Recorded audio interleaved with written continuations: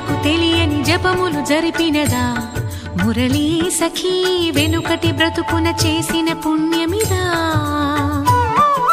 తనువును నిలువున తొలిచిన గాయములే తన జన్మకి తరగని వరముల సిరులని తలచినదా కృష్ణ